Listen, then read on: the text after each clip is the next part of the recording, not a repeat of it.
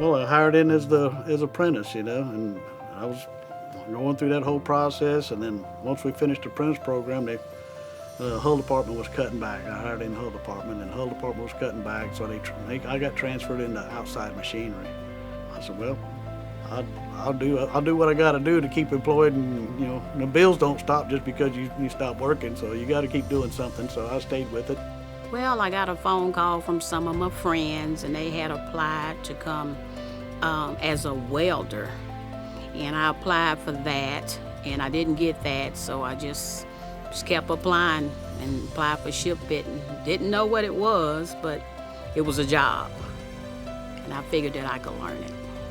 Well, I was already, I come straight in as they call it as a boilermaker. And then when I first come out here, I didn't know exactly what it was. I just wanted a job. And so later on, that's when I realized what boilermakers were. And in my mind, I was thinking as soon as I come in here, it was like you taking a big hammer, beating steel and all that stuff, like doing like railroad stuff like that. But it was totally different and stuff. I was fascinated with it. Actually, I was in the boilermaker's apprenticeship when I hired in 1984. And there was 20 of us that came in at the same class.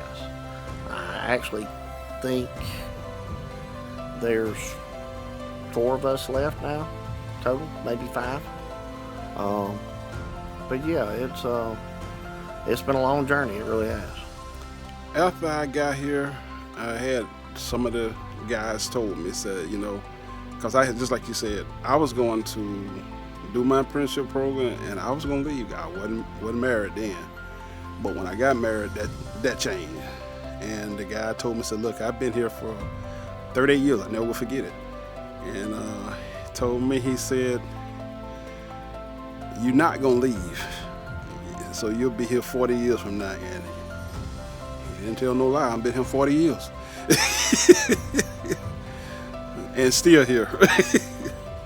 One of the best memories, I guess, that I could say is watching the USS Cole leave out. That is one of my best memories. For what it went through, for what those sailors went through, and what we were able to do and rebuild it. It showed a lot of resolve. It showed a lot of compassion and patriotism in the people that worked there at that time. We'd set the conning station tower on the 011 level of the Wisconsin. I was in the hull department and was getting ready to set the mast. And then I went into machinery and then got into gun crew there towards the end of my term on the Wisconsin. And one night the guns were 16-inch barrel guns were uncapped, and it was fixing to rain. And somebody needed to jump in a basket to go up there and put the plugs into the barrels.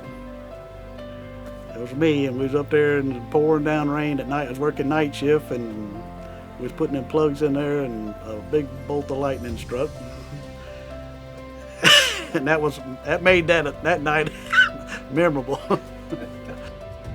I guess all the different the ships I've been on, I started doing ventilation, and I left ventilation and went to the stacks on the ship. I stayed in there for at least 20-something years. And that got to where I enjoyed doing that a whole lot.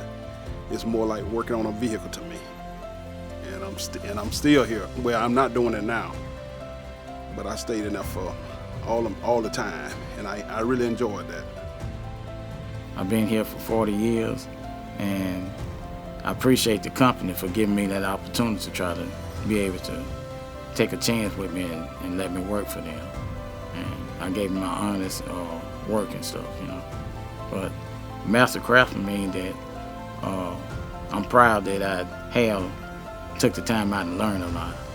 And I want to try to pass some of that, my learning to somebody else that's coming up. And I don't mind trying to help people. I tell a lot of them, if I see women in the store and they'll be like, "How can I get to Ingalls?" I say, "Just apply." I said, "Don't let nobody tell you it's not a great place to work, because it is. You can have a lot if you come to work every day.